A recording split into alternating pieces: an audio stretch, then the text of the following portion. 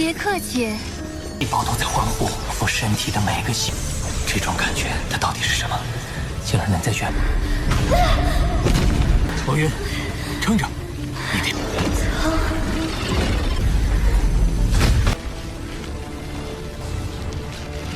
建立属于自己的神国。多谢主人，帮助我突破不朽。确实在距离10亿公里处。杀人类！我们只能探测到自身被锁。最大合力！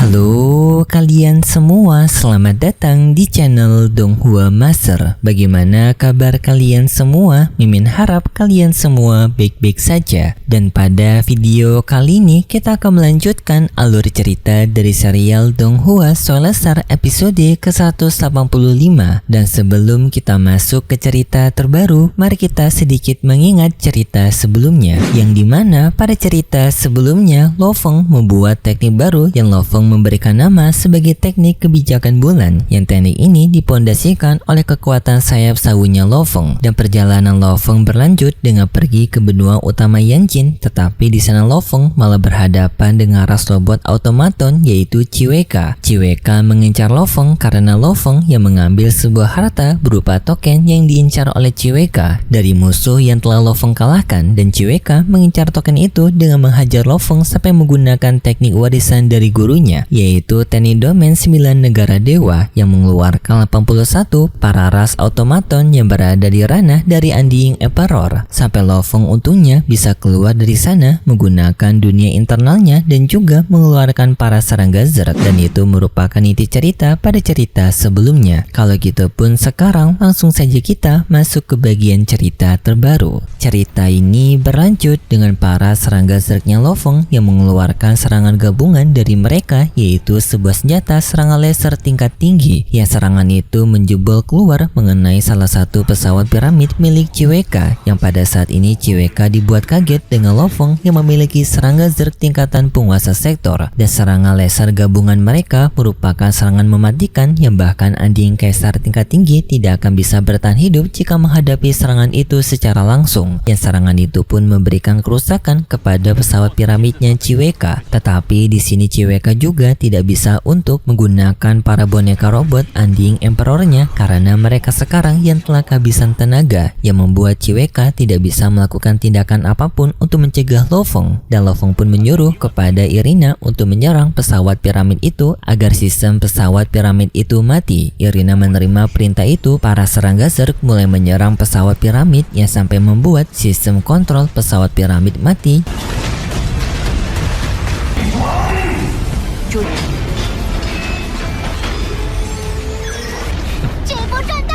Yang setelahnya Lo-Fong mengambil pesawat piramid itu, membuat Lo-Fong bersama Babata merasa senang karena mereka mengetahui pesawat piramid ini akan memiliki harga yang tinggi jika mereka jual. Yang lalu pun Lo-Fong langsung pergi dari lokasi pertempuran itu. Chiweka sangat marah atas kekalahan ini karena ia menerima kerugian besar, yang dimana ia kehilangan banyak robot kelas F-nya dan juga kehilangan salah satu pesawat piramidnya yang merupakan salah satu pondasi pembentuk dari serangan domain 9 negara dewanya, yang karena sekarang ia telah kehilangan salah satu pesawatnya membuat ia tidak bisa lagi untuk menggunakan serangan tersebut. Chiweka berniat untuk balas dendam, yang dimana sekarang ia telah mengunci lokasi Lo-Fong yang membawa Lo-Fong tidak akan bisa kabur dari pelacakan. Dan sebelum melakukan serangan lagi kepada Lo-Fong, Chiweka berniat untuk mencari bantuan agar bisa mengalahkan sayap kaisar peraknya Lo-Fong, yaitu monster tanduk emas. Lo-Fong yang telah kabur dari Chiweka, Lo-Fong juga menyadari kalau Chiweka kemungkinan besar tidak akan menyerah karena harta paling berharga milik Chiweka telah Lo-Fong curi, yaitu pesawat piramid. Dan Lo-Fong tidak ingin melakukan pertarungan lagi melawan Chiweka untuk pada saat ini, yang Lo-Fong pun berniat untuk melarikan diri sejauh mungkin dari benua Yanjin. Yang Lo-Fong memiliki cara dengan Lo-Fong pun menghubungi seseorang. Sedangkan di tepatnya Chiweka, tampak Chiweka sekarang sedang berbicara dengan rekannya, yang dimana Chiweka memberikan pekerjaan kepada rekannya, yang dimana ia rela untuk membayar rekannya dengan bayarannya tinggi agar bisa mengalahkan sayap kaisar perak dan juga Lo-Fong. Ya, rekannya Chiweka menerima pekerjaan ini, tetapi tak lama kemudian Chiweka dibuat kaget karena sistem penguncian yang telah melancak Lo-Fong tiba-tiba saja tidak bisa mendeteksi Lo-Fong lagi saat Lo Fong telah menghilang menggunakan teleportasi. Hal ini pun membuat CWK menjadi semakin marah karena Lo Fong yang telah kabur dari radarnya. Tetapi CWK tidak akan menyerah. Ia berjanji selama Lo Fong kembali lagi ataupun berada di benua Yanjin, maka ia akan memburu Lo Fong sampai habis. Yang kemudian pun kita berpindah kepada Lo Fong yang telah berpindah tempat sangat jauh dari lokasi CWK.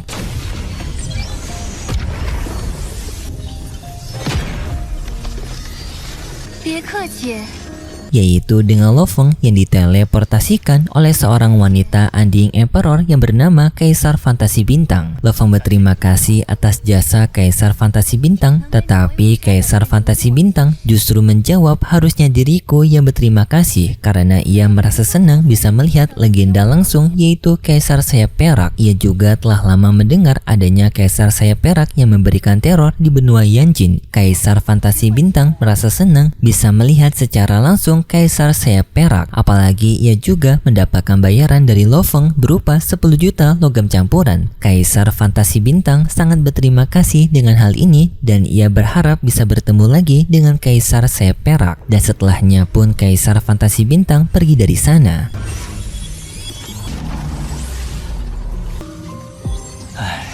Setelahnya Lo Fong kembali ke tubuh manusianya dan di sini Lo Fong merasa cukup tercekik dengan pengeluaran 10 juta logam campuran hanya untuk menggunakan teleportasi sekali, karena bagi Lo Fong harga ini sangat tinggi, bahkan tabungan warisan dari Huyanbo belum tentu bisa menutup pembayaran ini. Babata meminta kepada Lo Fong untuk tidak memikirkan hal tersebut karena sekarang Babata menemukan masalah yang lebih serius, yang dimana di lokasi sistem virtual ras automaton sekarang ternyata CWK telah membuat daftar buronan untuk Lo Fong, tetapi hanya dengan tertulis Kaisar Sayap Perak. CWK akan memberikan hadiah kepada siapapun yang bisa menemukan lokasi keberadaan dari Kaisar Sayap Perak, yang akan mendapatkan bayaran berupa 50 juta logam nila ataupun mata uang dari ras alien. Yang CWK mengakui Kaisar Sayap Perak telah memberikan kerugian sangat besar bagi dirinya, sampai bagi CWK kerugiannya sudah malas ia hitung karena saking besarnya. Jadi bagi siapapun yang menemukan Kaisar Sayap Perak akan mendapatkan hadiah yang besar juga. Surat buronan dari CWK juga tersebar ke ras manusia, termasuk rombongan dari Kapten Taiwu, yang membuat mereka cukup kaget karena ras automaton mau mengeluarkan jumlah uang yang sangat besar hanya untuk mencari lokasi keberadaan dari Kaisar Sayap Perak. Tetapi karena mereka tidak mengetahui bahwasannya itu Lo Fong, mereka tidak terlalu khawatir dengan hal ini. Lo Fong yang telah mengetahui tanduk emas menjadi buronan, Lo Fong tidak berniat untuk menggunakannya lagi karena hal itu akan sangat mencolok, dan Babata menyarankan kepada Lo Fong untuk membeli alat pelacak yang baru agar kejadian sebelumnya menghadapi CWK tidak terulang lagi, yaitu mereka kesulitan untuk mencari lokasi CWK di antara 9 pesawat piramid yang karena alat pelacak mereka yang jelek, dan Babata menyarankan untuk membeli yang canggih di camp militer ras manusia, yaitu camp 26. Lo Fong setuju rencana Babata, tetapi tak lama kemudian tiba-tiba saja tubuh Lo Fong mengeluarkan respon aneh yang bagi Lo Fong sangat familiar, yang dimana kejadian ini sama dengan tubuh Lo Fong waktu mendeteksi adanya logam langka waktu ia berada di lokasi bintang Star Luo, alias waktu Lo Fong pertama kali mendapatkan armor baru.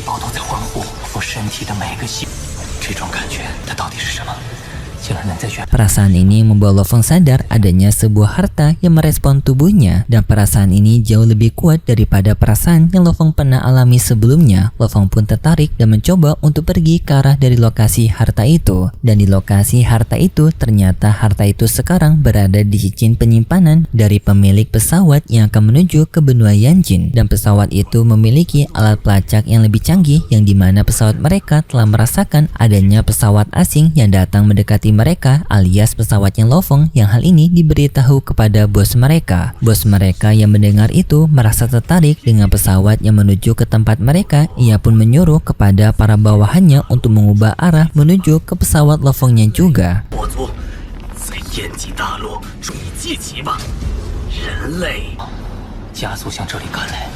Kembali kepada Lo Feng, ia merasakan aura harta yang sebelumnya memanggil dirinya. Kini aura pemanggilannya terasa jauh lebih cepat dan juga besar, membawa Lo Feng menyadari bahwasanya harta ini sedang bergerak ke arah dirinya, yang membuat Lo Feng sadar harta tersebut berada di dalam pesawat dan juga telah dimiliki oleh orang lain.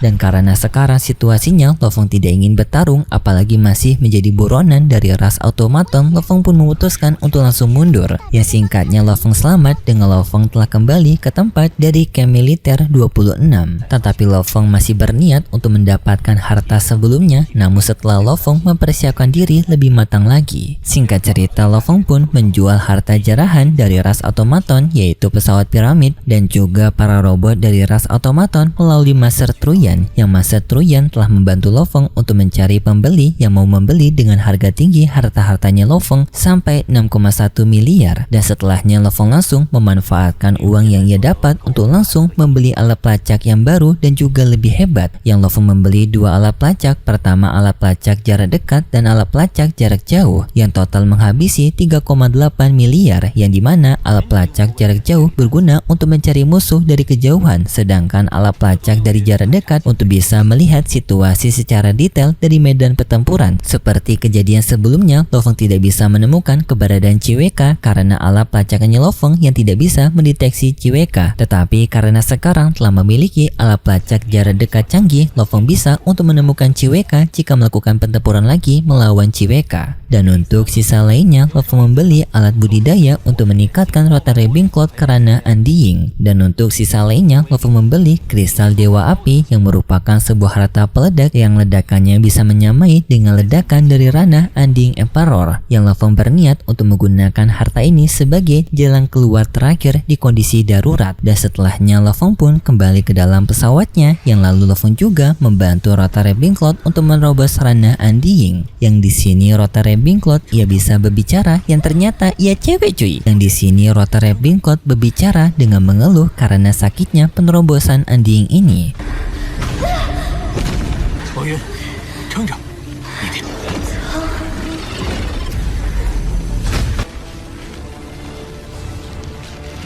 建立属于自己的神国，多谢主人，帮助我突破不朽。 Lo Feng memberikan semangat kepada rotary beam cloud, yang singkatnya proses itu telah berhasil dilewati oleh rotary beam cloud, yang membuat ia telah menerobos Andiying dengan ia telah memiliki negara dewanya sendiri, yaitu sebuah kekuatan yang dimiliki oleh ranah Andiying, versi agrebnya dari dunia internal. Lo Feng yang melihat rotary beam cloud telah menerobos ranah Andiying membuat Lo Feng semakin bersemangat untuk dirinya bisa juga menerobos Andiying. Dan setelahnya Lo Feng pun melakukan peningkatan kekuatan, yaitu dengan ia menyerap kekuatan dari kristal Sueluo ataupun kristal sungai darah, yang di sini Lo Feng singkatnya bisa menyerap 8 kristal, sedangkan monster tanduk emas bisa menyerap 160 lebih. Dan Babata juga menjelaskan hal ini bisa terjadi karena monster tanduk emas merupakan keturunan dari dewa binatang, dan kristal sungai darah sendiri merupakan sebuah kristal yang terbentuk berasal dari dewa binatang. Dan hal ini masuk akal jika monster tanduk emas bisa melakukan penyerapan lebih baik daripada tubuh manusianya Lo Feng. Dan Babata juga memberitahu mengenai token yang telah mereka ambil dari CWK. Ternyata token ini ada hubungannya dengan klan Yanjin alias pemilik dari benua Yanjin terdahulu. Lo Feng yang mendengar itu pun menyadari bahwasannya token ini merupakan kunci bagi mereka untuk menemukan menara pengorbanan, yaitu lokasi penyimpanan dari harta karun warisan ras Yanjin. Setelahnya Lo Feng menyuruh kepada Babata untuk membawa mereka kembali ke benua Yanjin. Singkat cerita, Lo Feng telah kembali ke benua Yanjin, yang kali ini Lo Feng mengincar para rombongan sebelumnya yang menyimpan harta karun yang menjadi incaran Lo Feng. 确实在距离10亿公里处，杀人类。我们只能探测到自身被锁。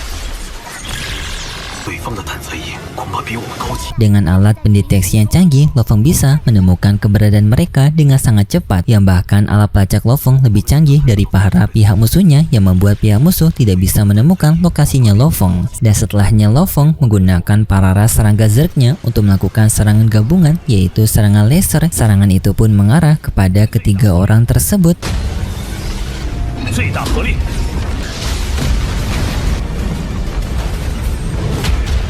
银翼王， Tetapi sayangnya setelah ledakan itu ceritanya bersambung. Dan untuk cerita selanjutnya versi Donghua kita akan melanjutkannya lagi di minggu depan besok. Tetapi bagi kalian yang tidak sabaran bisa menunggunya di konten spoiler dari Donghua singkat. Dan seperti biasa Mimin mengingatkan kalau cerita ini merupakan dongeng fiksi yang hanya bertujuan sebagai penghibur saja yang berasal dari karangan novel. Dan kalau gitu pun terima kasih buat kalian semua yang sudah menonton video ini sampai akhir. Jika kalian suka dengan video kali ini bisa beri like serta subscribe dan sampai jumpa di video selanjutnya. See ya!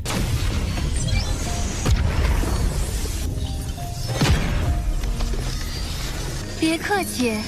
细胞都在环顾我身体的每个细，这种感觉它到底是什么？竟然能在远。